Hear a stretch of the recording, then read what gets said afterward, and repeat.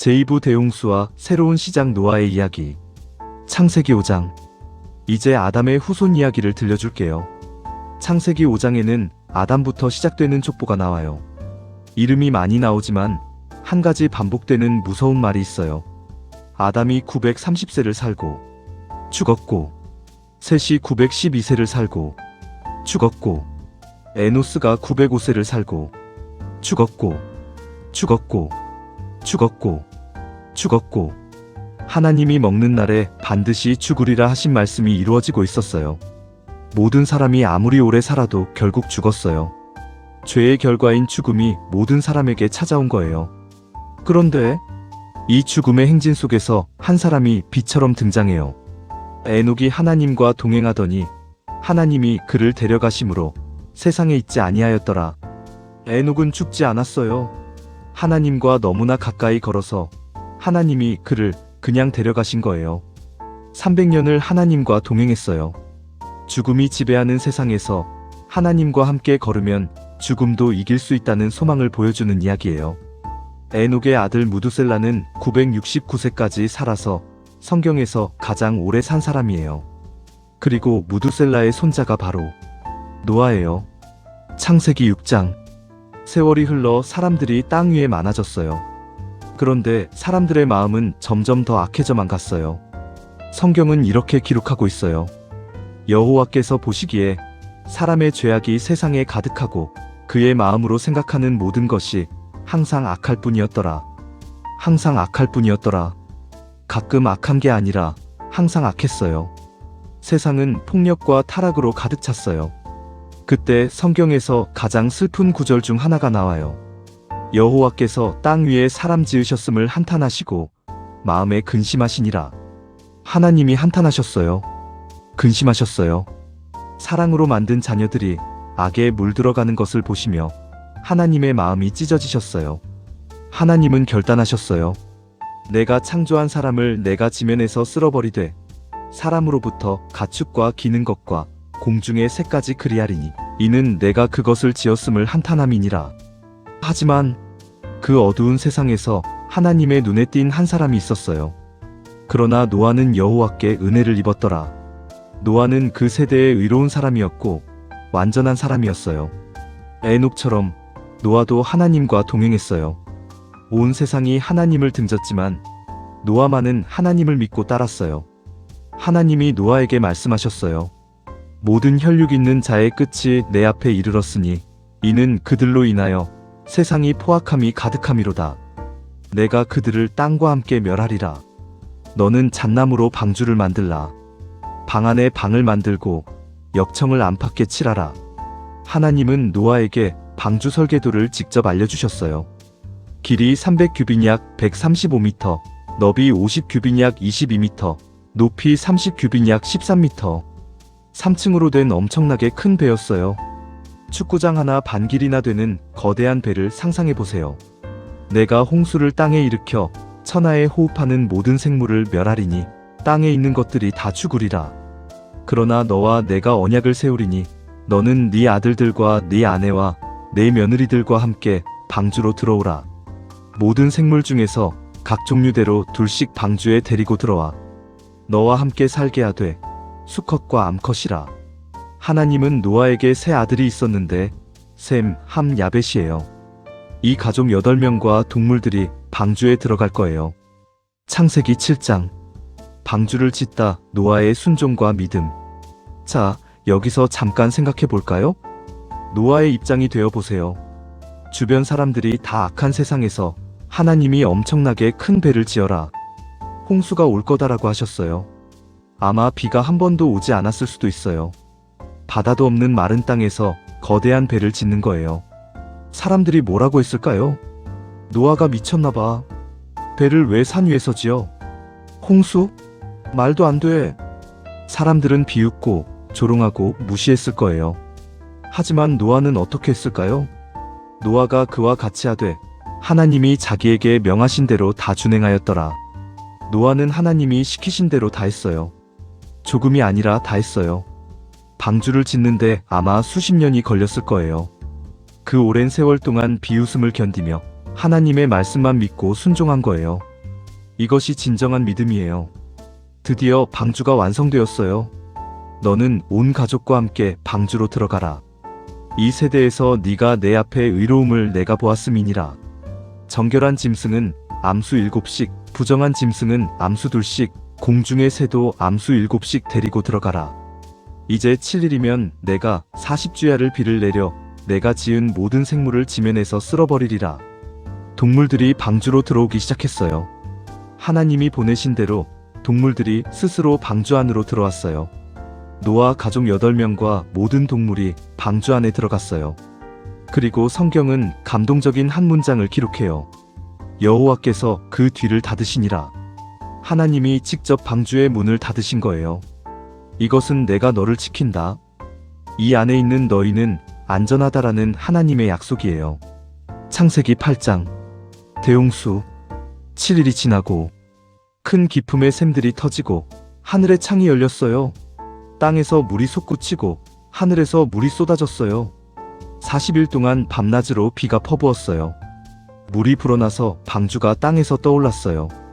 물은 점점 높아져서 산 꼭대기까지 15규빗 약 7m 위로 덮었어요.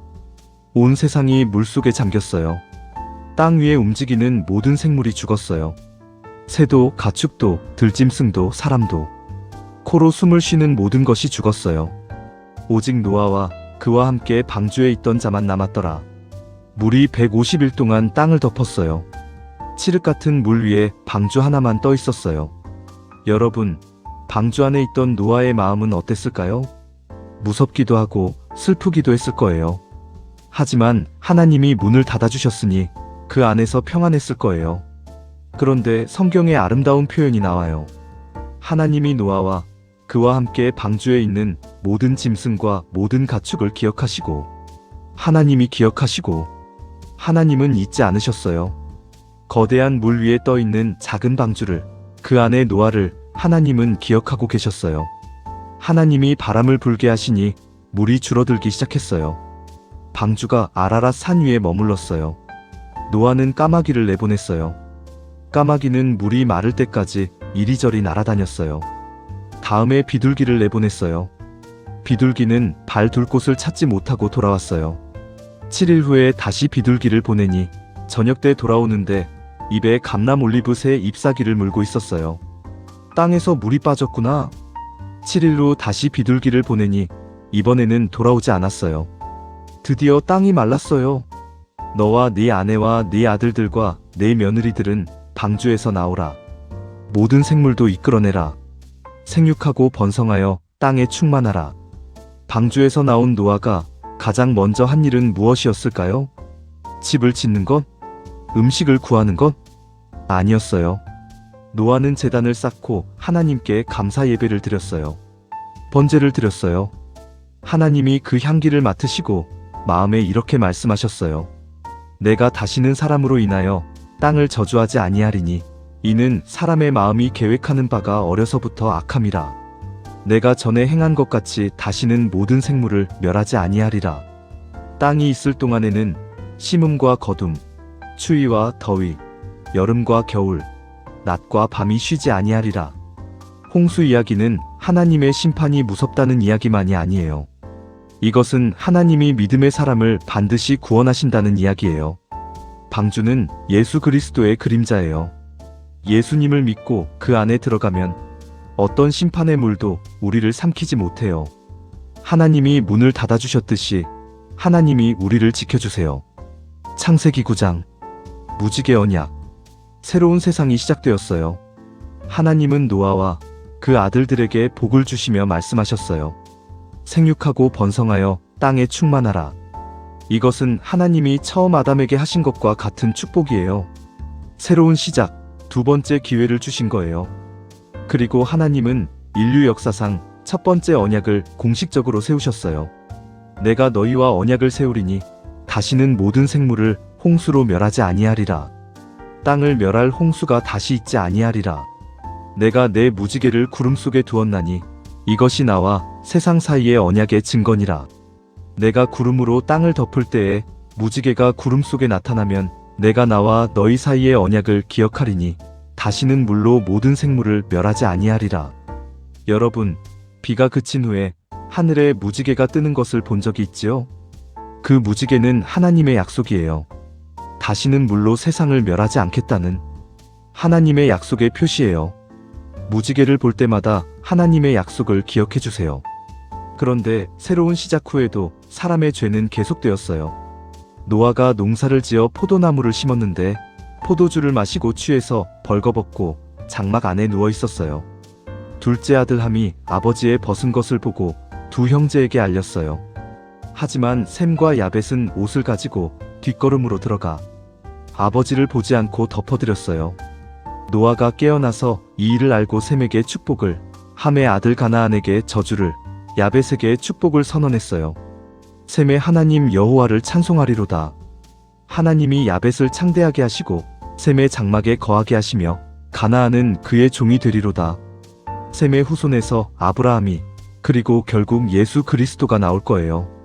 이 축복의 말이 이루어지는 이야기를 앞으로 계속 보게 될 거예요. 창세기 10장 11장. 바벨탑 인간의 교만. 노아의 세 아들 셈, 함, 야벳으로부터 많은 민족이 나왔어요. 창세기 10장에는 이 후손들의 이름이 나열되어 있어요. 이것을 민족의 표라고 불러요.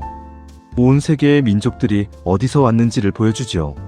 그런데 그 시대에 온 세상이 하나의 언어를 쓰고 있었어요.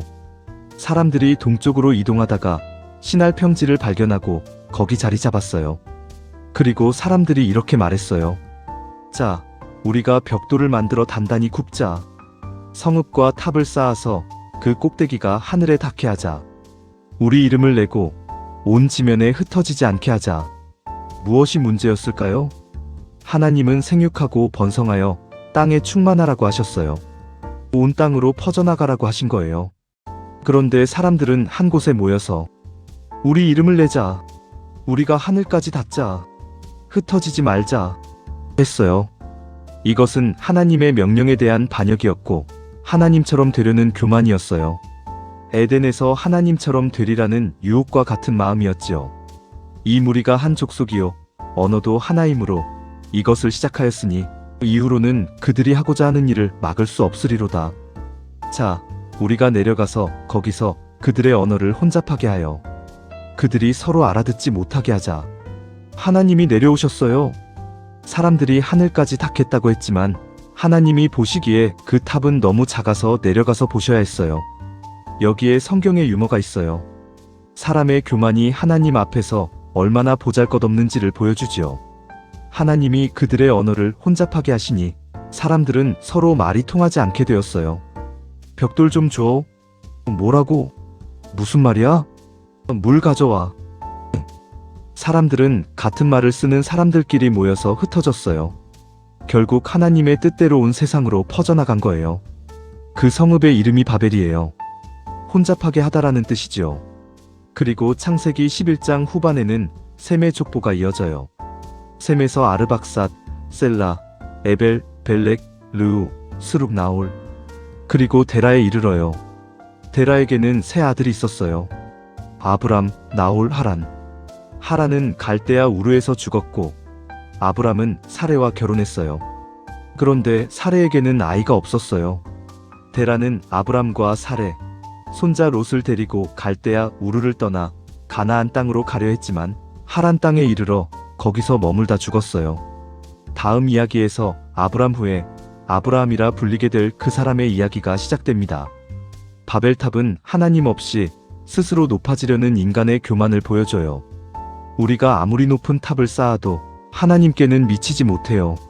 하나님은 교만한 자를 낮추시고 겸손한 자를 높이세요. 그리고 홍수 후에도 바벨탑 후에도 인간의 죄는 멈추지 않았어요. 이것은 우리에게 구원자가 절실히 필요하다는 것을 보여주지요. 다음 이야기에서 아브람 후에 아브라함이라 불리게 될 그 사람의 이야기가 시작됩니다. 다음 시간에 다시 만나요.